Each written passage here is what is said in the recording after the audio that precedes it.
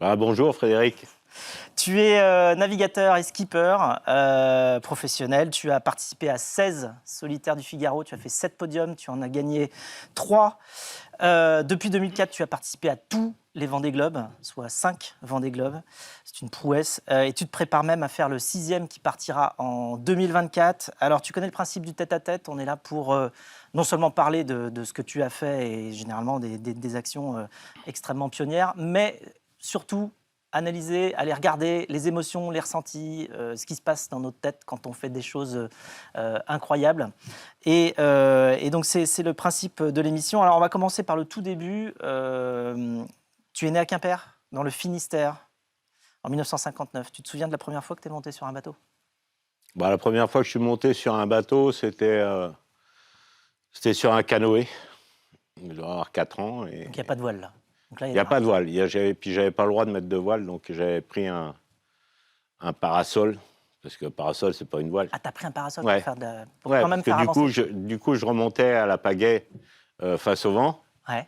Et puis après, discrètement, j'ouvrais le parasol Tu t'en servais de spic. et je rentrais avec le parasol. Ça faisait une voile. D'accord. Et alors, l'école, tu dis que c'est pas trop ton truc. Quand certains décrochaient le bac, toi, tu courais déjà la solitaire du Figaro. T'as jamais eu besoin de diplôme?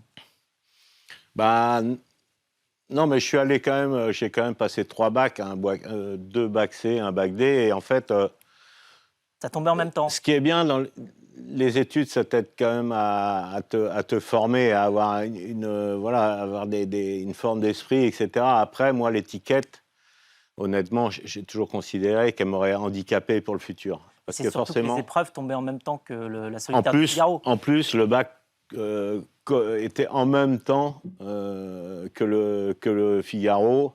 Donc, ça tombait très mal pour le bac. Donc, forcément, j'ai privilégié le Figaro. Et puis honnêtement, si j'avais eu mon bac, bah, peut-être que je ne serais pas là aujourd'hui. Ouais, ça, c'est fort possible.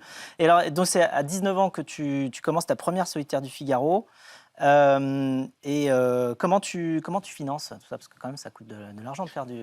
Bah, c'est-à-dire qu'à cette époque-là, bah, j'ai toujours été dans la technique, technicien. Donc forcément, tout le monde a besoin de techniciens.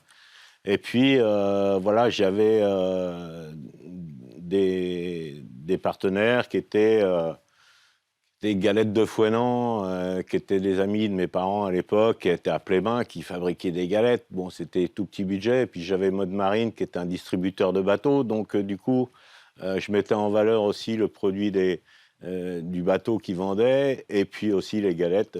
Voilà, donc, comme on était sur des petits budgets, ça collait bien. Et puis, on avait vraiment envie de naviguer, de participer.